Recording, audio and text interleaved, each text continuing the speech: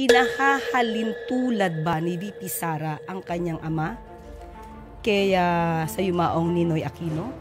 Parang hindi po natin nadinig noon na inahilintulad ni dating Pangulong Duterte ang sarili niya kay Ninoy, kung hindi kay Hitler.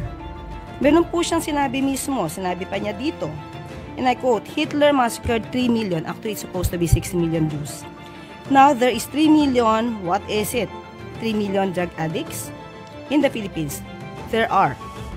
I'd be happy to slaughter them.